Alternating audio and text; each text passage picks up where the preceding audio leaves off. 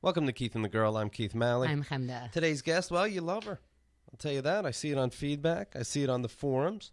She co-hosted when we had guests Emma Willman and Lady Bonnie. And that's it. One of my favorite people on earth. From True TV's new series, Comedy Knockout, and on The Nightly Show, New York Comedy Festival, Brooklyn Comedy Festival. If you had a festival, she was at your place.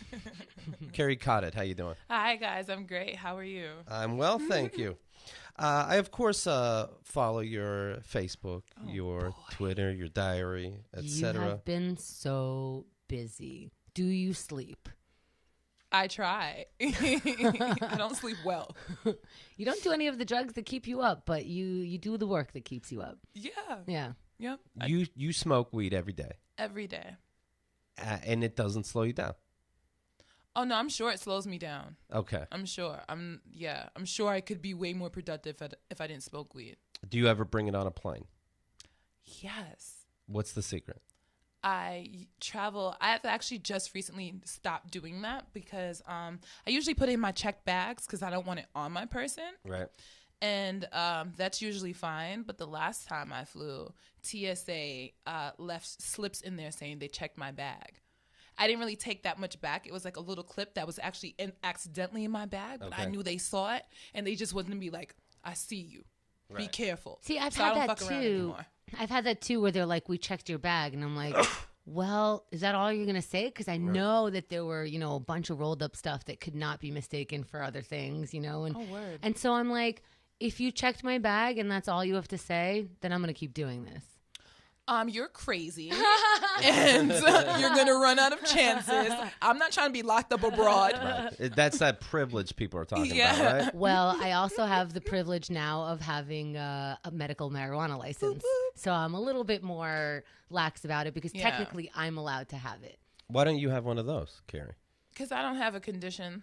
Nobody does. I had a tumor. Some people do. No, some people do, but the majority of cards are not legit. But also, isn't it by the state? So, like, if you're flying, it's legal. Medicinal marijuana is legal in California, and it may be legal, like, here or in New Jersey or something like that. But if you fly across a state where it's not legal, you can be convicted in those states. That's true. Those are crimes. Where am I going? Ohio? I love you, Ohio, but no. But like, if you cross it, like if you drive, even if you do a road trip, if you drive across or you fly across, you can get in trouble for that. So Hemda will be on a plane and look out the window on the ground to see if she can smoke or not. She's like, the state's getting a little square.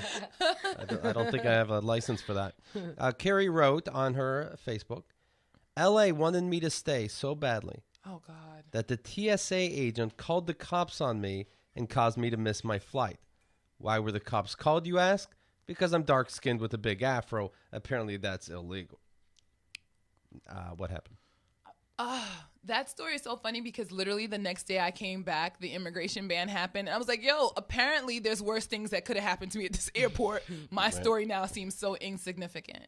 Right. But the what happened was I arrived to fly back to New York.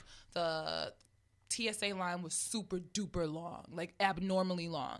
And I probably arrived like maybe an hour and 15 minutes time to be on the line. Right. And the TSA That's reasonable. It's very reasonable. I was on the line at 8 o'clock. My flight took off at 9:15. And the TSA guy is like, it's going to take about 25 minutes. You'll be fine. Because we're all in the back like, are we going to make it? Right. And he's like, it's fine. Maybe like 20 minutes passed. We literally had not moved. So we started to like kind of panic. There was a girl in front of me, cute, tall, white girl, side of her head shaved. She was talking to him about our flights were boarding at the same time. So it was two other girls that we met on the line, two white girls that we were making new friends with. Right. One girl was on my flight. My sister and I were traveling. Okay. One girl was actually on our flight, and another girl, her flight was boarding the same time. So we were all sort of speaking to the dude. There's just one dude that was like patrolling the line. I don't know what his purpose was. So we were speaking to him and asking him like, what can we do? So he told the girl in front of us, he was like, the best you can do is ask someone if you can skip them. So she was like, okay, I'll see, right? So we were like, okay, well, how long do you think this will take? At this point, I'm kind of joking with him. I'm like, come on, Fabio, cute white dude with a little bun. And he's like, oh, there's nothing I can do. So I'm looking, and then I see there's two long lines next to each other. And there's a third line, and it looks like people are coming out of a side elevator and just going on that line and moving through. So my sister and I are like, yo, the third line is moving. Let's go over there. So the two girls are like, you guys are going to leave? And I'm like, listen, if I stay here, I'm definitely not going to make my flight. I'm going to gamble and see what's going on the third line. Right. They're like, let us know how it goes. So we go on the third line. See, but that's to me, that's good planning, right? Like they stay there, you go there, and then you guys have a buddy system. Whoever goes tells the other person. Is that the plan, or? I don't know what the plan is because I didn't come with them. I don't know them. We made friends on the plane. My sister and I are leaving. Maybe they were going to... You'll see what happens. My sister and I go on the line starts moving. I don't know how I'm supposed to tell them how it goes. I'm not going to get off. That's stupid. Looking good. Right? So we're waiting. It's starting to move. Everything's good. Then they come. So the two girls come, and one of them goes, is this a line now? I said, bitch, you don't know how to do crime? Right. What are you doing? So, of course, all the other people on the adjacent long-ass lines are like, word, is this a line now? So they start joining up. Here comes Fabio now. Fabio comes, literally stands right in front of my sister and I, blocks us and goes, everybody needs to go back. You will not be processed. You need to go back. So I'm kind of like, what about the people in front of us? He's like, they're a family line. This is a family line. So I'm like, I'm pregnant. Like, what's up? Right? You're with your sister. Right. So my sister is like queen damage control. So she's starting to talk to him very politely. But the white girl, so some people start going back and the two white girls just look around and then they go into the second line. Right. They go into like a second line. I don't know. Oh, I'm lying. I'm skipping the part. I asked the guy if I could skip him. I said, sir, my line is about to, my plane is boarding. Can we come with you? He's acting funny about it. I'm like, all right, you voted for Trump, black man. That's fine. Like, I thought he would be cool, like we together. So then I see there's like two people behind me and this other cool dude, he invites the white girls on and then he sees us. So he's like, just come on. Y'all with me. I don't find this a problem. Cool. This is what the guy said to do, right? Ask someone. So we're in the second line. We're out of the third line. We're in the second line. All of us having a good time. Fabio comes back, singles out me and my sister and goes, you guys need to get off the line. So I'm like, why do we need to get on the line?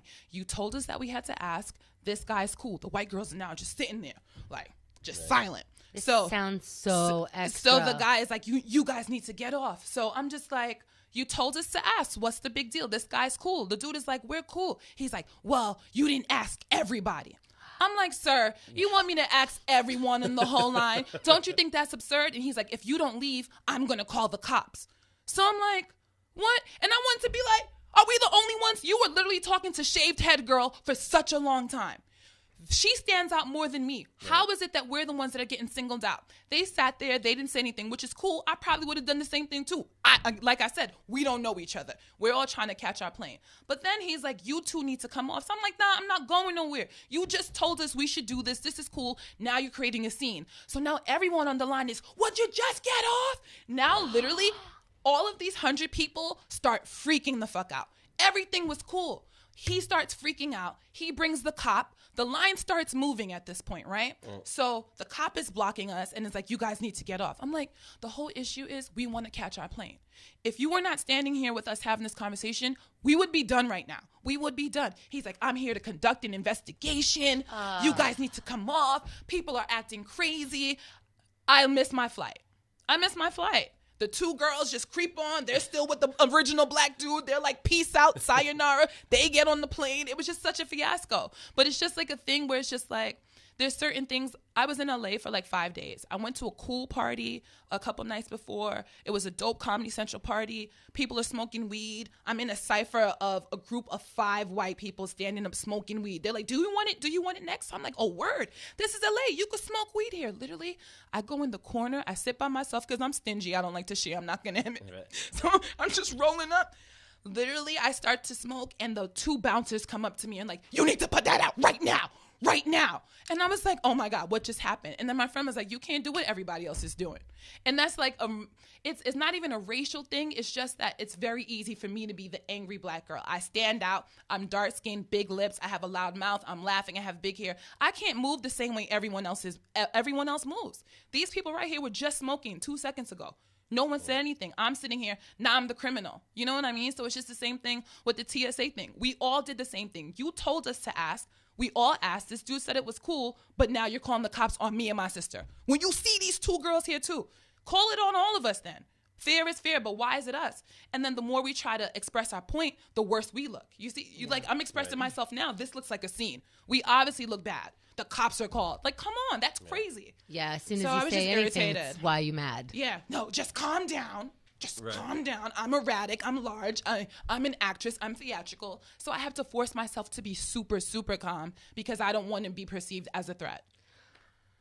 I've had that on smaller level where people think I'm yelling at them, I think because I'm a woman, where if you're negating someone's thought process or, the facts are mismanaged or wrong, and it's just like, well, fuck me. Like I've It happened. It would happen with this show. I can say something in the same tone that Chemda's saying it, and Chemda's like, and the man. They call me passionate. Guest would be like, "Oh, okay, easy. I was just asking why are transgender people people?" Don't you hate that? Oh my God! Because if you're watching me on camera, see that. Yeah. If you're watching me on camera, I'm just like, oh my God, don't explode. Like I'm just like, take a deep breath, because if I want to respond the way that you fucking deserve to respond to, like what you're saying is garbage, and I would like to just easily point it out, just like Keith goes. He says to people just very casually, "You're goofy." Off of like, yeah, like serious moments in their lives, like, that's goofy. He just tosses it away and they laugh it off. And I go, well, you're wrong. You're mistaken because of A, B, C, and D. God forbid I don't have all of A through D, And then they go, whoa, I guess you're just more passionate than I am. Yeah. Because what does that mean? I'm more right than you are? Is that the new you're more right? Is that what they mean by alt-right? Because I don't want to be involved. Yeah, it sucks. They're like, whoa, whoa, whoa. So that's what I do. I like to beat people to the punch sometimes. Like I go, first of all, calm down. Right. Just calm down. Keith, don't raise your voice. You seem a little tense. And then they get so mad, and then I get to play that game. Ooh, I didn't think to like. I'm not very good at it yet. I still lose my cool. I forget that we're doing it now. We're both yelling, but I'm working on it. You've how many places did you protest? You're a protester, right? No. No? Nope. Oh, I did. I'm more progressive. I did not physically protest. I did not march. All right. I got it. Did you? Yeah, I got it. Don't worry about it. What? You'll do the marching? I march. Yeah. That's great. Things are getting better. You feel better having had March. Everybody's so friendly. You should go. They pass out food and water and everything. I heard that they send pizza. I don't know. They give you the good lozenges. Yeah, they have it all. Let me mention this, please. Vistaprint. Get 500 business cards for $9.99. For example, I put my little slogan, no KKK, in these USAs, and I pass it around. 500 people, $9.99. Nobody can go, what's this protest for? I'm telling you. No KKK, thank you. All right, get 500 custom business cards, $9.99. Here's what you do. Visit Vistaprint.com, design your custom business cards, enter code KATG at checkout. That's code KATG. It's a chance to get that professional look on any budget, so don't wait. Go to Vistaprint.com and order today. We use them, and they have so many styles where you can design your own, and they will make sure that you are 1,000% satisfied. Even if you make the mistake, maybe you forgot your phone number. I've seen this happen, and people tell me, Keith, I told Vistaprint I didn't put my phone number on there, and they fixed it immediately. They're fantastic. All right. Now, you say that you're not a protester, but you do put together, you're an organizer. Yes. So you're involved. I'm involved. And one of the most recent ones I thought was super impressive was your Kwanzaa crawl. And this started, I saw you post like, okay, I have this idea. I'm going to do a Kwanzaa crawl. And 3 weeks later, literally hundreds of people are following you to Black-owned bars, right? Can you tell us, I really just want to hear this whole process, like, why did 3 weeks before Kwanzaa you just decided to do this? Good question. Well, for me, we always complain about the things that are happening in our community, be it Black people, whatever the community is. And to me, I think there's a huge role in between politics and economics. In order to have political power, you have to have economic power. So when we talk about things like systemic racism or police brutality, people need to understand exactly how economic power is intrinsically tied into that we don't have any lobbyists fighting for our cause, so that our bills are getting passed. So it's very important that we sort of have Black people build economic wealth. And one way to do that is by supporting the businesses in our community. I live in Bed-Stuy, and oftentimes you'll see Black-owned businesses in Bed-Stuy have a hard time keeping their doors open. A lot of these businesses have been there for the last 5 to 10 years. They can't even afford to stay open on Sundays or Mondays. Now, why is that? It's just the challenges of small businesses. But we have there's a lounge that just pops up last year. It's already the hottest thing. All of the Black people, it's only Black clientele, and they're all going to this white-owned business. I mean, it is packed. They're now in the newspapers. Now celebrities are stopping by, and they're on the map. And they all offer the same thing. One place is not any cooler than the other, but we sit here and we complain about gentrification and we complain about the things in our neighborhood, but we sit here and we don't own anything in our neighborhood. We have dry cleaners that have bulletproof glasses and they still take our money. If you unsafe here, then don't live here. But we're the only people where everyone can come here and own stuff. The liquor stores that we go to, the grocery stores, these are These are immigrants, and I'm a product of immigrants, so I love that. But we just don't own our own stuff, so that's crazy that our businesses don't even survive. So what I wanted to do is I'm very conscious of where I spend my money, and I think it's important because oftentimes too these businesses that pop up, the white-owned businesses that pop up in newly gentrified neighborhoods, they don't hire people that look like us. So they're not even giving jobs in the neighborhood. They're just there to take our money and not necessarily to give back. Their kids don't go to the same schools as our kids because our funding is shady. So they're not sending their kids here. So it's like this newly segregated thing that you're seeing where the Black kids are on one side of the street, the white kids are on another side of the street, and we have completely different cultures. It's not a community. So that's very frustrating to me. So what I decided to do is I think it's important to get people to support small businesses and the Black-owned businesses in your neighborhood, the ones that will in turn donate to the schools in the community. I spoke to a lot of the business owners. They're active in the community, and we don't take care of them. How do you look up who's the Black-owned business? Some of them I know personally just from over the last couple of years, just having to throwing events and parties. There's also a great website called I Don't Do Clubs. They have a directory of Black-owned businesses city to city. There's newly apps being built. Black Lives Matter is actually working along with a really big ad company. I think it's JWT. And they're trying to put together a national database and app where people can support Black-owned businesses.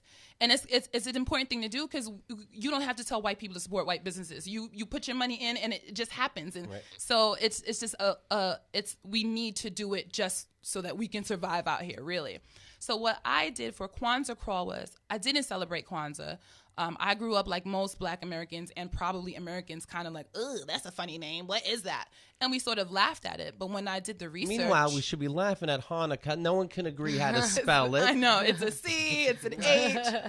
But, and I looked it up and I was like, oh, my God, what's wrong with this? It's all about the community. It talks about Did you feel a little, what's the word, dumb looking up Kwanzaa? Did you feel a little bad about having to do that when we've known the word for years? Because I felt stupid. I didn't feel stupid because I understand that part of this, I don't want to say the word woke, but it's this thing where we're all trying to be more conscious. So it just means reevaluating things that we already knew and looking at them from our new place of understanding. So I'm doing that with everything. I'm looking at marriages differently.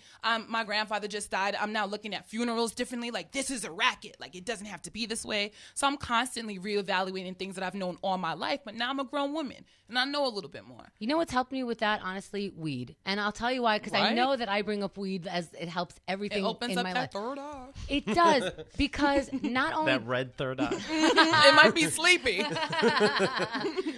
It's cracked open. It could see where it's going in a blur. It got good at it. But one of the things was not only am I smoking weed, and like it really does open up pathways of your brain that maybe you didn't have access to before, or whatever it does, but also... I have been so nervous and worried about weed and drugs in general growing up because they just, they put a broad term on drugs where it's just going to turn your brain into mush.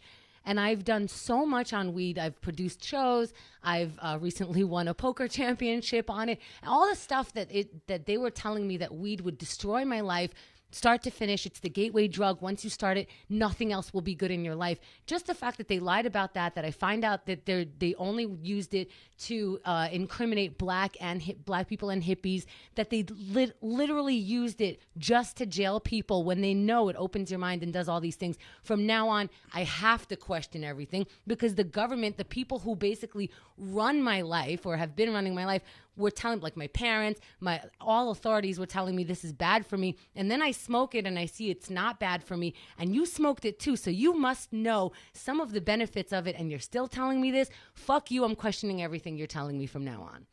Yeah. I think with the drug thing, though, we need to realize that it's not something is not bad, namely because it's illegal. Because we've seen alcohol be illegal, and now it's legal. And we know that alcohol kills more people than weed ever does. So it's what the government wants to control and what they want to make money off of. There are more people addicted to Vicodin. Freaking Adderall is meth. You know, we have a drug problem like we've never had a drug problem before in this country, but because of legalized drugs. But they legalize them. The pharmaceutical companies tell you what drugs you can and cannot have, and what they will and will allow, and it's not really in touch with what's safe and what isn't safe. You know? You know how much weed I smoke? Do I have liver damage? Have I ever hit anybody with a car? Is there any DUIs? Is there any mothers against people smoking weed? No. But we're still allowed to drink. That's crazy. So I'm all for just figuring out what drugs work for you, whether or not they are illegal. Because the scale will slide. Weed will be legal. Right. Alcohol might go back to being prohibited again. Who the hell knows? Right. In whatever case, they're limiting it to whatever age they want, whatever circumstance, whatever state, federally, like just on a local level. What kind of bullshit is this? Garbage. Anyway, your Kwanzaa crawl was so successful.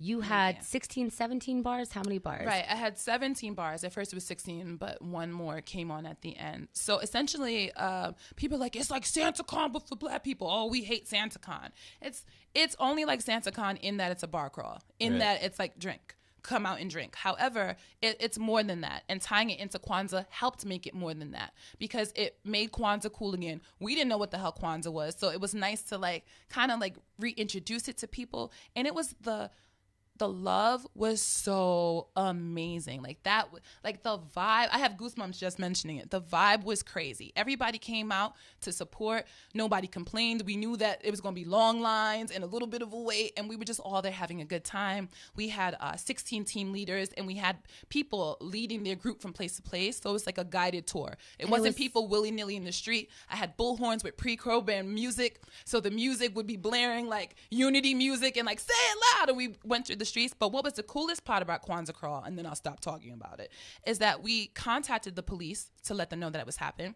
The police precincts were so happy to be invited and to be like no one ever tells them anything. They're like, what? You guys came to us? People throw parties. They never asked for our participation. We went to the police precincts. We went to the community board meetings. We met the city council members. We got them to sponsor it. We got their approval. The city council members came out, as well as the police precincts. This is only 3 weeks. Yeah. All of the news people came out. So it was just so dope for us to be able to work together. And that's what it is. We all have to live here, and we need to bridge the gap between law enforcement and the civilians. We all need to become engaged and involved. Now I know my congressman name. Now I know Robert E. Carnegie. Now I know Kevin Adams. Now I know Letitia. I never knew that before. And now they know us, and that's dope. That's dope. Do you give presents during Kwanzaa?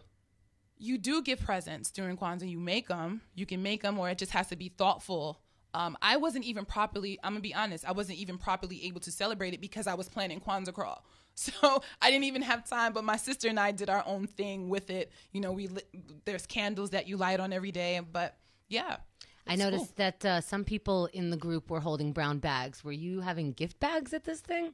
Oh, yeah. I gave everyone, they got a cute Kwanzaa Crawl cup. You got your own plastic cup, a commemorative cup, and a little map, and that was it. And we had a T-shirt company donate some swag, so some people got some shirts and stuff from a black-owned company. This is huge. This is about 1,600 people that joined this event. Yeah, we had to cap it. We were like, guys, there's no capacity. But this year, I keep saying next year, this year, it's going to be crazy. And from what I understand, some businesses open their doors where it landed on a Monday, and normally these people don't open on a Monday because they can't afford to turn the lights on on an extra day that's going to be slow. You jam pack their venues, and it was worthwhile for them to open on that day. Yep, and amazing. I touched base with a lot of them, and they've gotten a lot of residual business from it, and that's awesome. What it's about. It begins the day after Christmas. Yep. It's a week long. Mm-hmm. And when would you have the crawl? Is the last day the biggest day? The first day is the day after Christmas, and I feel like traditionally most people probably still have the day off. I don't know. It might be different next year because Trump's getting rid of it. Yeah, right. It's going to be illegal next year. This is the last Black History Month, the last Kwanzaa. It's over. Christmas landed on a weekend, and so they give people an extra day. Right. Because it seems unfair to just have a normal weekend for Christmas. Yeah, so I don't know what's going to happen if Christmas is on Monday. I don't celebrate Christmas, so I had no idea. It didn't affect me in my holiday stuff. When you were a kid, would you guys celebrate? Oh, yeah. Christmas? Mm-hmm. Okay. We got all the gifts. But that's what it's all about. It's all about gifts. And which is cool, I guess, but it's another commercial holiday at the end of the year to bump these people. I don't have time to be running around. You know how crazy it was that I saw people, like, I remember some lady's house got burned down or something, and she was like, what am I going to tell my kids about Christmas? All their gifts. Their gift is their life, bitch. What the hell you talking about? I wish my kid the day after my house burned down. But what about my Christmas gift? It's in the ashes. Go through the rubble for it, you ungrateful bastard. I'm so mad. What about the gifts? Oh, wait time a parent. Wait. A gift. Sir, the lights are on, right? Okay. So upset. Yeah, kids sometimes don't have the best timing. Where are my gifts? Well, my house burnt down, sweetheart. You know, the same one that you live in rent-free. Priorities, people. I'm reading this article in a New York newspaper. They are the city's new stoners, ganja-puffing teachers, execs, businessmen, and parents who go about their daily routines under their influence thanks to marijuana's decriminalization. Yes. This person says, I started realizing a lot of my family smokes weed, and they're all very successful adults. Jake says, 29-year-old TV writer. In 2011, the NYPD busted 50,000 people for lighting up. By 2015, the number had dropped by 68% to just 16,000. Now, I talk very positively about weed on this show because it's positive for me. But there are people, you'll get paranoid. You will, maybe not be productive. It might not be for you in the same way that Vicodin might not be for you, that alcohol might not be for you.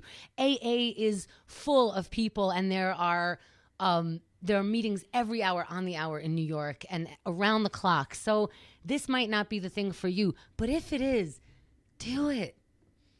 You know what? I don't know that it might not be for you. I think a lot of it is the strands that you smoke. And because marijuana is now legal and I get to look at the labels and I get to see what's in it, now I know what affects me in a different way. I know what makes me paranoid. I know what makes me want to sleep, and I know what makes me creative. So I smoke the weed based on what type of mood I'm trying to have.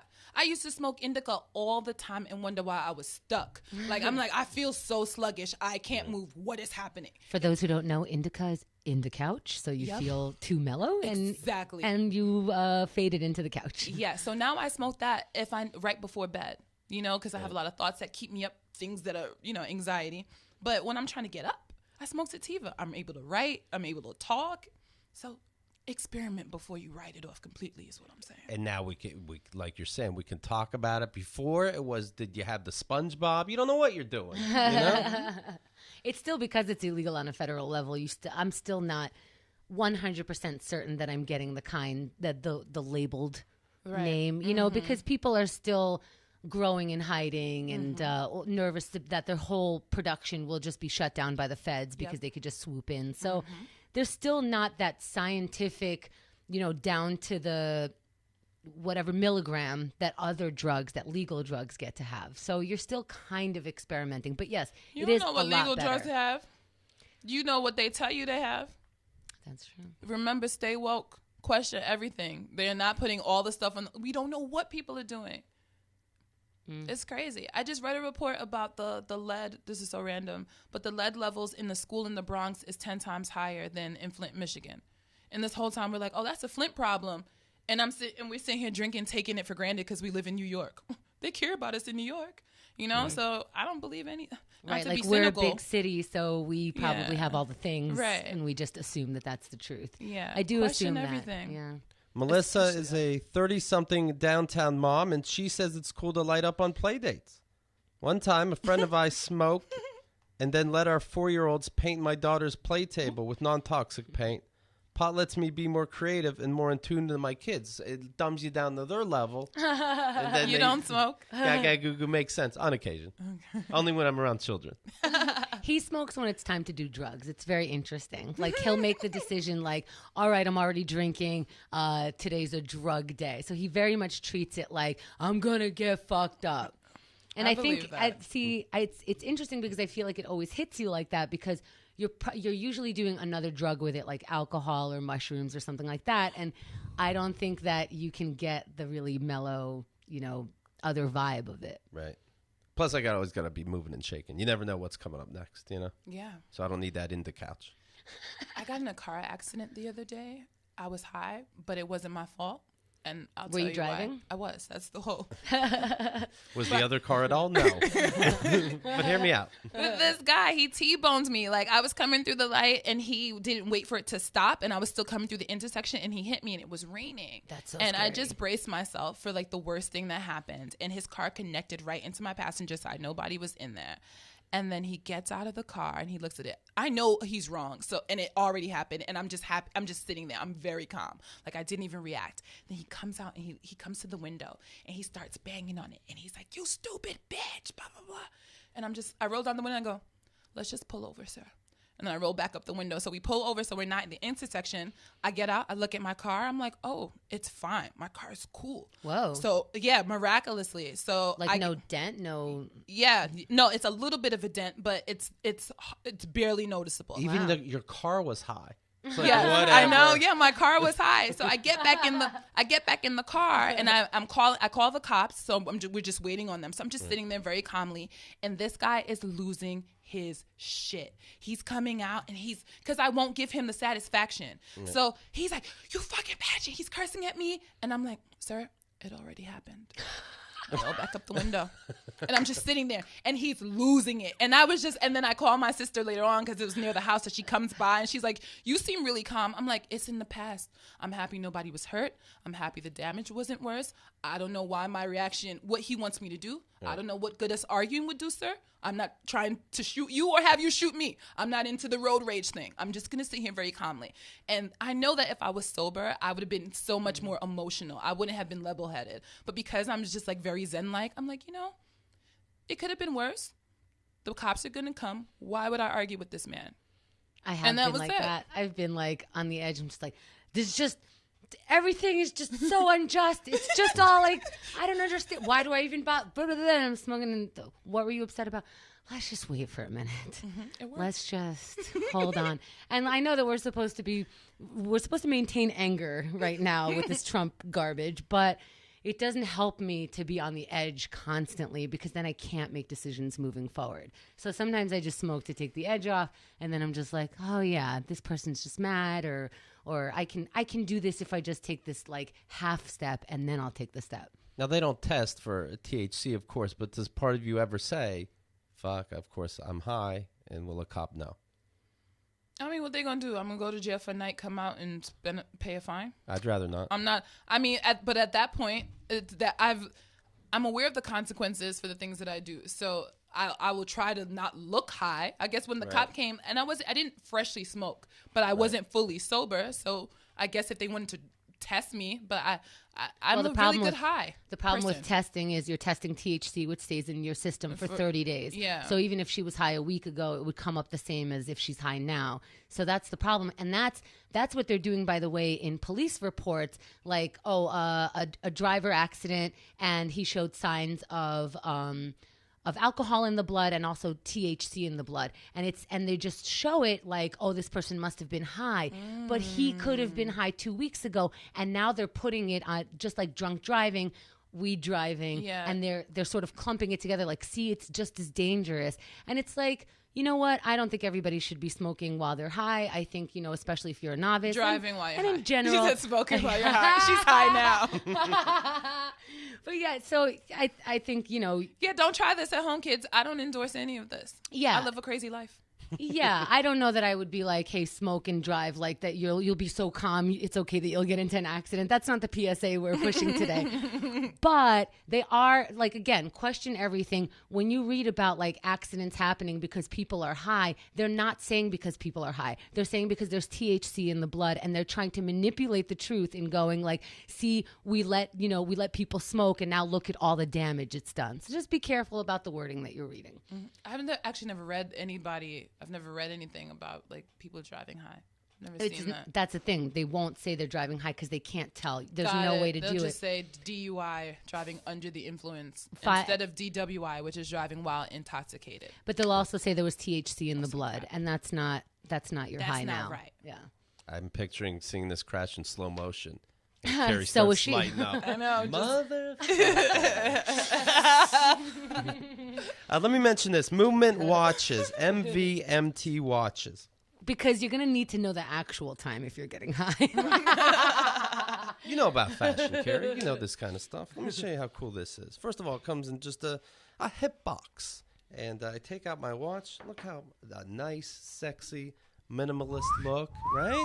I'm not out of line saying that. I wish I knew how to whistle like that. Movement Watches was founded on the belief that style shouldn't break the bank. The watchmaker's goal is to change the way customers think about fashion by offering high-quality minimalist products at revolutionary prices. With over 500,000 watches sold to customers in over 160 countries around the world, Movement Watches has solidified itself as the world's fastest-growing watch company. A watch that would be, without exaggeration, I'd say $400, $500 in the department store, $95. That easy. Valentine's Day is in a week. That's Less than a week. Get 15% off today with free shipping and free returns by going to movementmvmtwatches.com/KATG. Like Hamza said, Movement Watches can make a perfect gift for your Valentine. Really nice, clean design. I get compliments every time I put it on. Now's the time to step up your watch game. Go to movementwatches.com/KATG and join the movement. Join the movement. That's right. I like this. Kerry has a notebook and a pen and is writing things down as we go along. And this makes me happy. You're about to host a Flavor of the Month on the Keith and the Girl Network. This is your first podcast, right? This is my first podcast. I love it. I love that we're honored that it's a part of this network. This is going to be amazing, and she's doing it live this Friday at noon Eastern Standard Time. I will be recording. I'll be getting the feedback. I'll be picking up your calls if you're calling in. So we do have an event page rolling around on Facebook, but we also have it on keithandthegirl.com/events at noon. Go to the chat, keithandthegirl.com/chat. And I see you writing, is this, you wrote V-Day as we were talking about that. Is that a thing? Am I reading your notes too? Oh, no, I did write V-Day. What is that a reminder? I'm writing down things to remind myself to be mad about.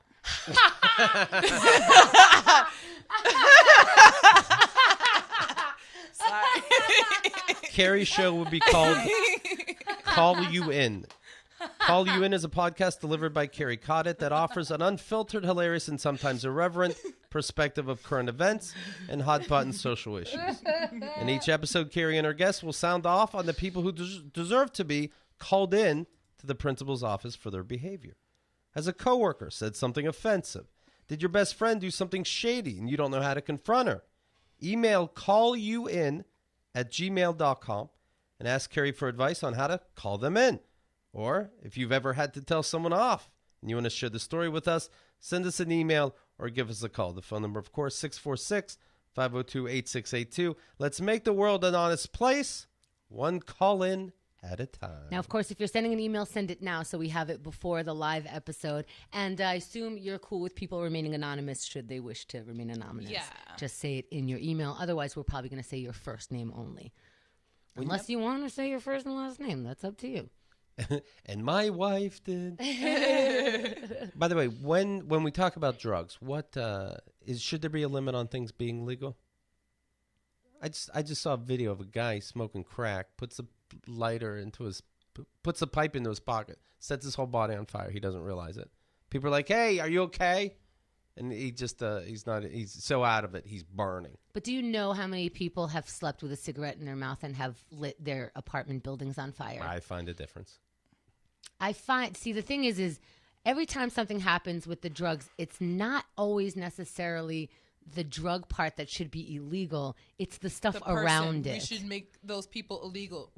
Like, we should make people illegal, not on the basis of where they were born, but like the mental capacity. Like, you, sir, you are an illegal person. I know you was born in Brooklyn, but your mind is dangerous. Yeah, you can't do anything by yourself. You need a hand holder. Now, I think some things should be illegal. I mean, I don't know. I haven't actually given any thought to what those things would be and how you would draw the line, because a lot of stuff that, like, a lot of things that are legal now, I would probably make illegal if we were talking about how harmful it was to you and the effects of it. So but the thing is, to me, is I think drugs should be legal, because when they're illegal, when you catch that person on meth doing what he's doing, if you're taking him in for just doing meth, what good does that do? You just criminalized a person who's addicted to this terrible drug. No matter how that person got on it, they're going to remain on it. And in jail, nothing good is going to come of it. So why are you jailing? Jail has a purpose. And that to purpose make is money. Yeah, that purpose, the real purpose is gone, and money making is stepped in. So when you jail a person on meth, what are you doing? Why jail them? Why not put them into some sort of rehab or some sort of any kind of program that actually would look at their meth issue rather than just criminalize them? You just answered the question, though. Why? The why is because it's profitable, and we have to lock up some people. We need the jails to be open because they need the money. So when you're thinking about who's going to be filling the jails, you have to figure out, okay, what do we criminalize? What do we not criminalize? Who are the criminals? Who aren't the criminals? Because these jails is going to get full. They keep building more jails. Mm-hmm. And more people are jailed than ever before. Mm-hmm. And it's just, so that's why I do think make it legal, because you have less of an option to jail people who just need help. The real thing is taking the money out of prison systems, and that'll solve a whole bunch of those problems. It'll solve, if it wasn't profitable for people to lock people up, mm-hmm. if there was no money in keeping people locked up, then they would actually invest in rehabilitation programs. They would stop doing all of these other things that they're doing, Yeah. So that's the big thing. Police brutality would not exist in the way that it does if it wasn't for the fact that it costs, that they can make money off of this. Start to finish, the prison system is just garbage. They're feeding you garbage. How is that going to help your mental state of mind? They're letting people rape and beat each other to death, and it's a running joke. Even the president, not this current president, because he'll make a joke about anything, but any president they've made jokes about, oh, you're too pretty to go to prison. You're talking about me being raped. Do you know what I mean? Like, that's not funny anymore, because you keep funding this garbage. Right. You see that movie 13th, about the 13th Amendment? Yeah. I sure did. I did too. Pretty good, I right? like you, Keith. No. I don't care what they say about you. What? In the feedback, in the forums. You're all right, Keith. Thank you. Let me mention this. Sherry's Berries. Sherry's Berries. Look, some of us have to live through Valentine's Day, whether we like it or not, okay? Underline V-Day. I was going to put Keith. I'm going to tell you how to win. Freshly dipped strawberries from Sherry's Berries start at just $19.99 plus shipping, or double the berries for just $10 more. Just go to berries.com, use the code KATG, and that's that. And they make it really easy. They make it so easy. The problem's solved. I no exaggeration. I gave Sherry's Berries to my landlord and then asked for cheaper rent. I got $100 a month off. Just visit berries.com. Valentine's Day is right around the corner. There's only one way to get Sherry's Berries, starting at $19.99. Go to the website, berries.com. Click on the microphone in the top right-hand corner and type in KATG. That saves you money. That's berries.com. Use the code KATG. Help support our show by supporting our sponsors. Thank you. Use the code. That's the key. KATG. And do it now. You're thinking about it now, and they don't send it as soon as you order it. You get to decide when it gets delivered and where it gets delivered. It's all up to you. This isn't like the jail system. I've messed up before. I'd buy the gift and then give the receipt and the card, and it's totally different. Totally unacceptable. It's like, isn't it exciting that it's coming? For some reason, you got to do it on the day, right? Here's a picture of your berries. No. Right. What do you guys think about this? Sex robots They're being made by a company called Real Doll. It will be equipped with an artificial intelligence system that promises to form a real bond with its users. I have such a conflicting brain about this because on the one hand, you should be able to feel a body beneath you, on top of you. You should be able to ride something if you want to ride it. You know, like you should be able to have an emotional experience without going through the negativity that comes with trying to sleep with someone. And some people shouldn't bother some people with their sexual desires. Right. That's just a fact. And think about these poor cantaloupes. What did they do? Right. But I feel like, you know, if somebody took away my vibrator, I'd be very, very sad. But then I think of the flip side, that your robot could seem so real. And what's happening with like magazines and porn is that people are expecting this level of whatever the fuck you're watching to be in a human being. And that kind of twists people's brains. So I don't know. But what if you're smart enough to program the robot adequately? Like, a little me time, Bob? Oh, Mary. That's the thing. I don't know. I don't really fully understand how people's brains work with this porn because, you know, you noticed, Keith, like porn is getting very exaggerated, like the deep throat, like choking stuff. People need extra. Ooh, they doing that now? She's Another writing note. it down. No, that's on the other side. Things to look up later. Things I'm not mad at. Things I might love. But at the same time, if porn is growing, it's the biggest industry, right? Like Sure. the sex industry is the biggest industry. We're telling each other something. We're all very into this, and we keep making it so taboo that we're not talking about it. So that's the problem. The system is so flawed that I don't know what to do with people's sexual desires and where they're putting it, because there are bad places to put that, but I don't want to be restricted, but I have a brain that could manage not, you know, like differentiating between a robot and a person. But do I, once I have that robot doing exactly the moves that I want, doing exactly, you know, like, does that affect a human brain when interacting with non-robots? To judge the human, I would have to look at the robot. See how the robot like if I go, hey, how did you program it? If I go, how you doing, robot, and the robot just goes, gosh, I'm like, come on. Oh, the robot just comes by you interacting with it. Yeah. I just feel like the people that would have sex with the robot probably aren't having very many sex with people. Right. So I don't know that it would matter that they couldn't decipher, because if they were able to have sex with the real life person, they would. I get that, and that's in I my think that's thought for them. process. That's a very niche person. There's somebody for that. But the thing is your sex life crosses over to your regular life. So let's say you're a dude and you have this sex robot, and now the sex robot is interacting very much in the way that you've always wanted women to interact with you. I don't know that only leaks into women that you're attracted to at your workplace, or maybe it does leak into women that you're attracted to. You now have a different sense of how women respond. Does that, you know, go outside of your bedroom? Does it affect how you interact regularly with people? Does the porn that you watch affect how you interact with human beings on a regular basis? I don't know. That's a good question. Right. Are there child robots?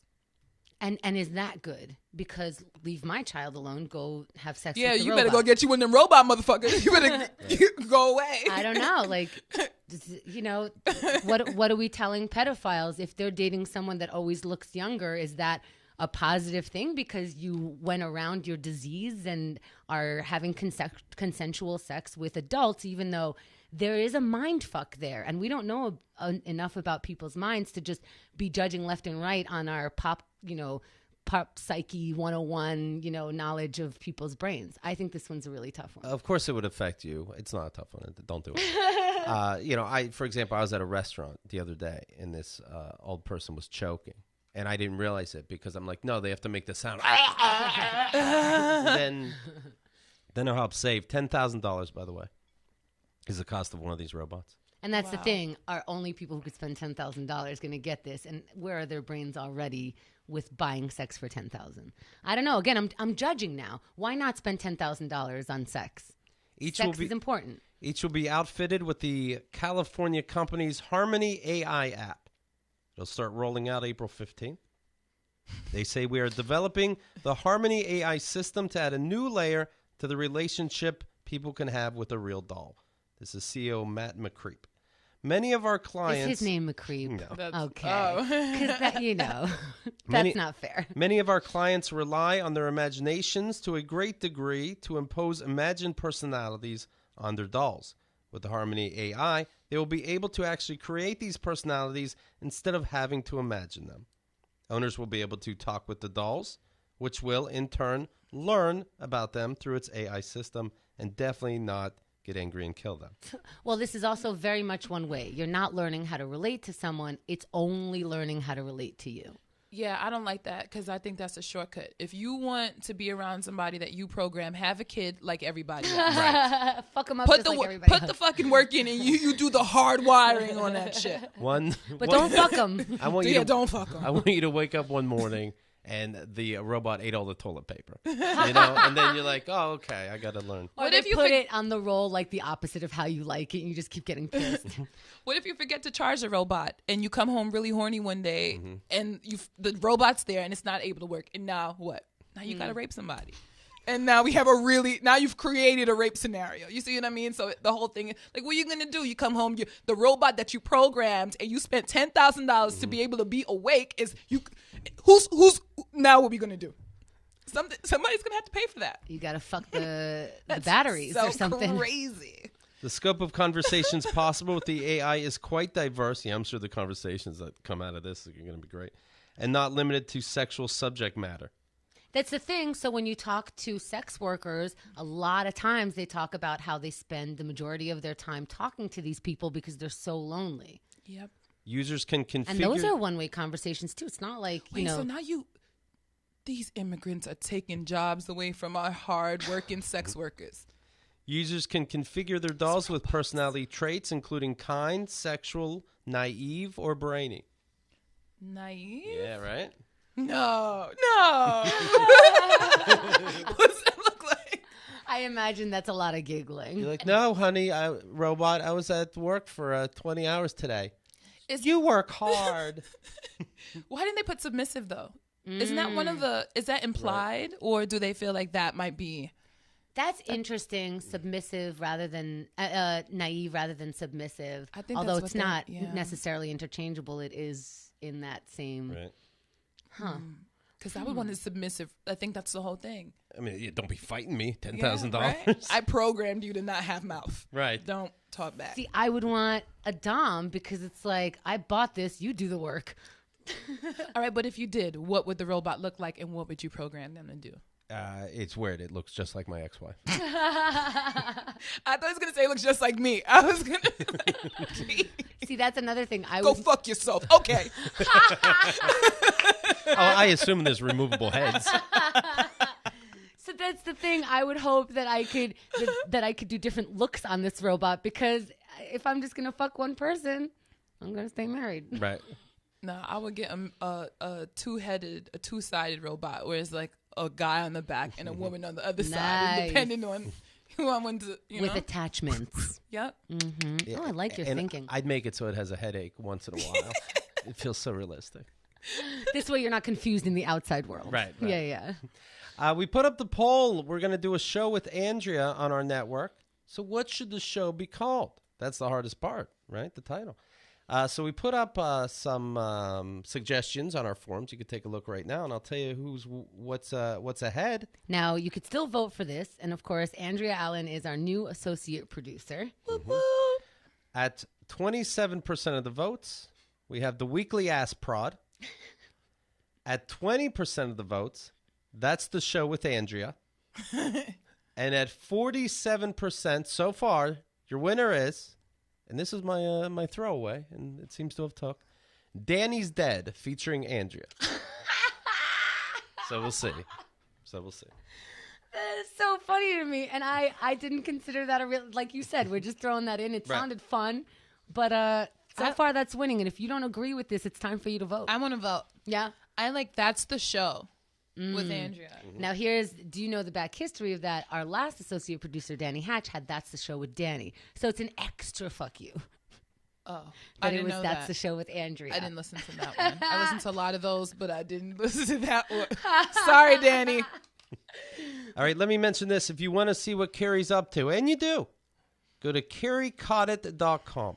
KerryCoddett. If you want to follow the Twitter account, and you do, go to @overfab, OVERFAB. At home, I still call you Overfab. I think it's cute. Thank you. I like when people call me that. Don't forget this Friday, it'll be an all-new flavor of the month with Call You In. So make sure you call in. Make sure you get your emails in. It'll change your life, right? I hope so. Or at least your Friday. I hope to just start by changing your Fridays. It's at noon Eastern Standard Time, the usual place. Go to our chat. Go to keithandthegirl.com. We'll be live, and you'll be able to see. Ooh, and get our app, you guys. You can listen live, call in live. You can feedback live. The app makes it so easy. You can get all the episodes on all the network, the entire Keith and the Girl network, all our VIP shows, the old regular Keith and the Girl episodes, the new ones. You'll see video, keithandthegirl.com/app. It used to be for just people who have iPhones. Now you could pretty much have any phone. So check it out, keithandthegirl.com/app.